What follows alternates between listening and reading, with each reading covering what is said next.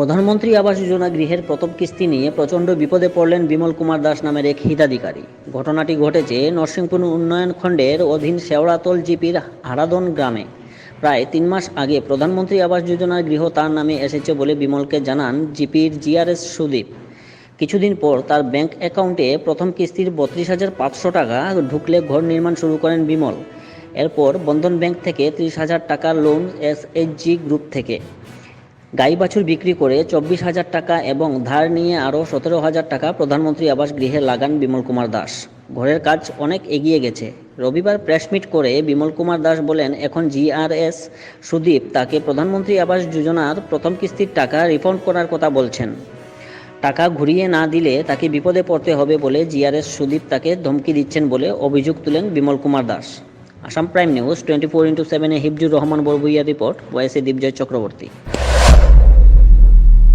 সুদীপ না আপনি না দাস সঠিক বলা করে হইতাম পারত না। জিআরএস আয়া জিগাইলে আমারে যে তোমার নাম বিমল কুমার দাস নি। আমার স্যার আমার নাম বিমল কুমার দাস, বুঝছেন নি?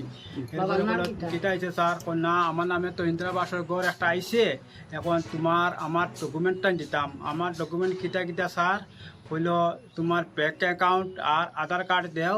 আমি দিছি স্যারটে বা করিয়া তাই তো ফটো মারিয়ে নিছুন। নেওয়ার পরে কইছেন তোমার নামের ইন্দিরাবাসের ঘর আইব, তুমি এক কাজ করিও সপ্তাহ 10 দিন পরে তোমার ব্যাংক গিয়া তুমি করিও চেক করিও। আর 3 মাস আগে গেলাম, গিয়া দেখি না টাকা ঢুকছে। জিআরএস স্যার আইসুন বিকালে আইয়াও কইতা কিটা তোমার তো ব্যাংকত যে অ্যাকাউন্টত টাকা ঢুকছে, তুমি টাকা ঢুকছে টাকা তুলিয়া আনিয়া ঘর বানাও। আমি খুব আনন্দ পাইলাম যে আমি গরিব মানুষ, যে আমি ঘর পাইছি। ওখানে আমার দেওয়াতাম ফুরাইতাম ঘর। তো আমি লগে লগে ব্যাংক গিয়া টাকা উঠাইয়া আমি জিনিসপত্র আনলাম, রড সিমেন্ট বালি তুলিয়া আমি তো মিস্ত্রি লাগাইয়া সবু মিস্ত্রি কাম করা শুরু করলাম। আমার ঘর দরজা ঘর বানাইছি। এরকম আমার ঘর বানাইছি নিজস্ব। ৩২,৫০০ পাইছি অ্যাকাউন্টও। ৩২,৫০০ অ্যাকাউন্টও পাওয়ার বাদে আমার এগুনতে হইছে না। এরপরে মহিলা সমিতি এসএইচজি গ্রুপ থেকে লইছি ৩০,০০০ টাকা হইছে না। এরপরে এগুনতে হইছে না। আমি আবার